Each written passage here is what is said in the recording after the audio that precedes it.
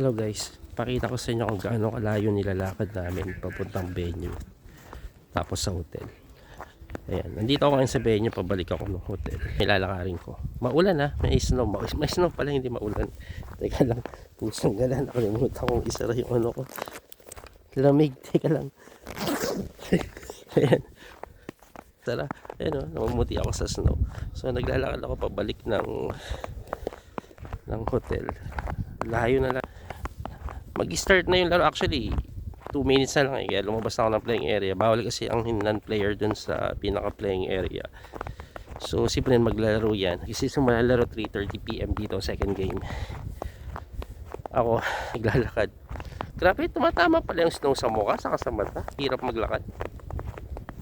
Tapos sobrang lamig. Tapos yung mga tao dito parang wala lang. Parang wala lang sa kanila. Relax lang sila eh. Ako nilalamig na eh. Sanay na sanay sila dito. Ako hindi. Kaya pahirapan. Ayan. So, lakad-lakad lang. Walang snow. Hindi ko sinara yung ano ko eh. Pusang walang snow yan. Dami. Lamig. Eto na ako sa po. Ayan. Pero baka para may view naman kayo. Ewan ko kung ano ito. Pero nag-iwan sila ng roses oh. Siguro mga war veteran o ewan ko. Ganyan oh.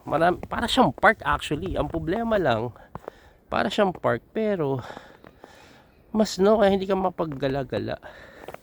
Pero kung walang snow, maggagala-gala ako dito. Ayan oh. Maingay yung tunog ng ano, ng snow pag inapakan mo. Mga yelo-yelo. Ayan. So, ang dami. Yung mga nakikita nyo naglalakad na yan, mga player yan. Papunta yan sa playing area.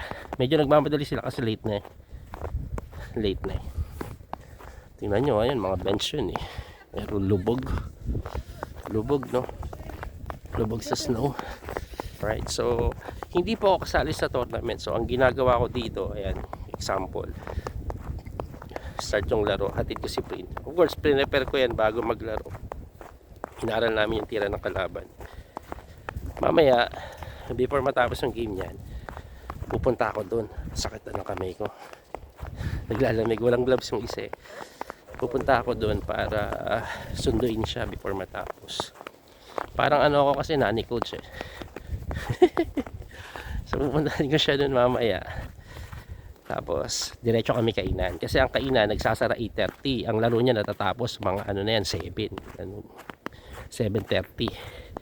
7:30. Kahapon parang halos 8 na natapos kaya nagmadali kaming kumain. Halos wala na kayong maabutan doon sa kainan eh. So eto na ako ngayon sa pinaka hotel. Gaano ako katagal naglakad?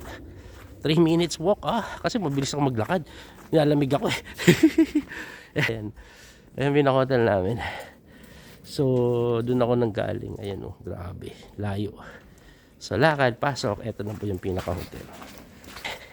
Sige po. Ayan. So makababala ka 3.5 minutes. So bye bye.